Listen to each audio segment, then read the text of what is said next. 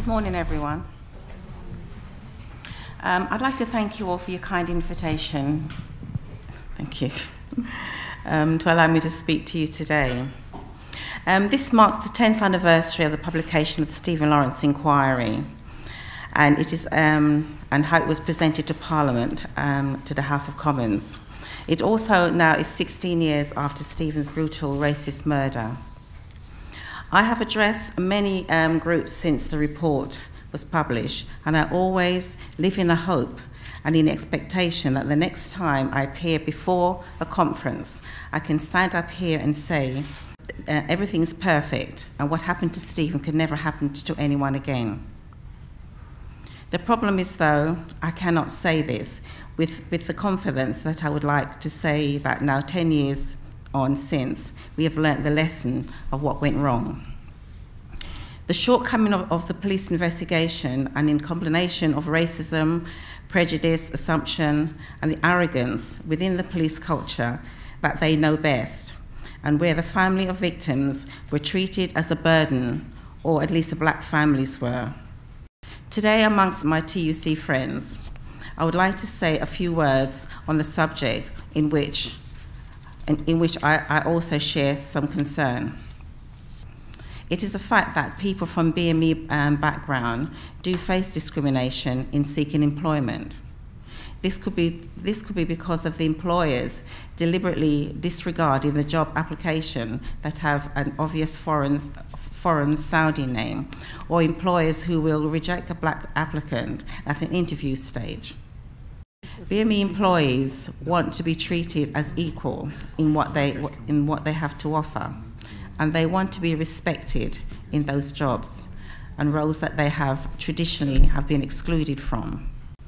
Stephen's death and the inquiry report may have been a watershed in somewhat improving race relations in Britain, in particular where the criminal justice system and public services are concerned. The Stephen Lawrence Charitable Trust is now in its own purpose-built building for the past 2 years. Here we are able to deliver a program of work for young people that enable them to make a difference for their life chances. 10 years on from the inquiry, I feel the work that I do is more important than ever, but I cannot do this alone. I need the help and support of everyone in this room. I think we share the same dream of a society where equality is the right for everyone. The Trust is very appreciative of your support, especially in this very difficult climate. Look forward to us continuing with our work in our relationships together.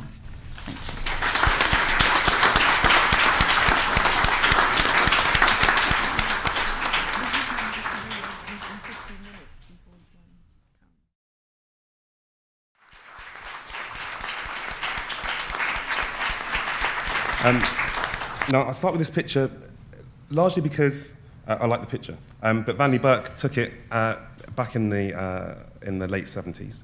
And there's a young man who, and this says a lot for me. It's interesting that he's got that Union flag, because that Union flag at the time was owned pretty much by the far right. But it also suggests a notion of hope, that here's a young man who's going to, who can achieve, who feels British without that being a conflict, who feels part of society. And what have we done throughout this man's life, I wonder, so that he could achieve his goals? But if I was to point to the people on this screen, you could see very successful people from minority ethnic backgrounds in sports, but also in sport and entertainment, but also there's the architect of the new Supreme Court. There's a very successful head teacher and somebody who chairs one of the FTSE 100 companies. There is progress being made. And I think we forget that at our peril. Things are moving, so that all the work that people have done and are doing is making incremental change.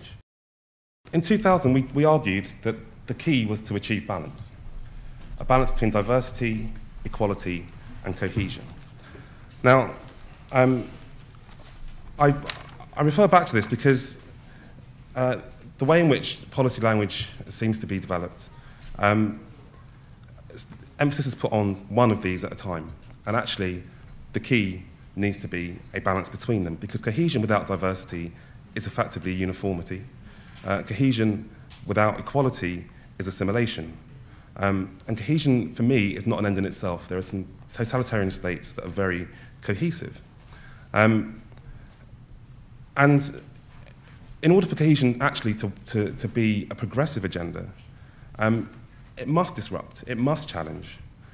Homophobes and sexists will say they are threatened by equality. They will say that they feel that society is less cohesive now because lesbian and gay people can engage in civil partnerships, or even because women go out to work. This notion that cohesion is a cost-free approach or a cost-free policy, I think, is a misnomer.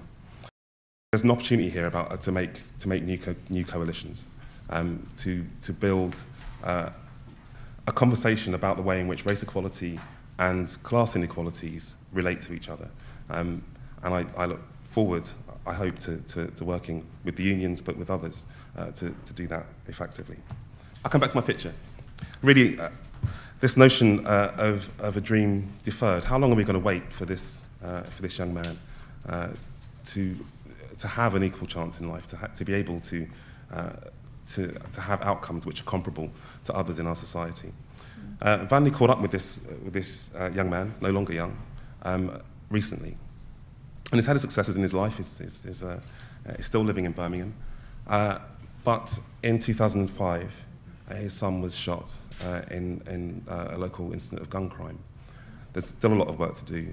There's still a lot of ways in which different agendas overlap and impact too much, I think, on people's lives currently. Thank you.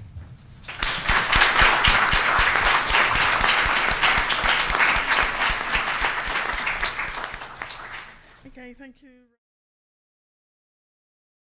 Without further ado, could you please give us your perspective on what the government initiatives are on race? Thank you.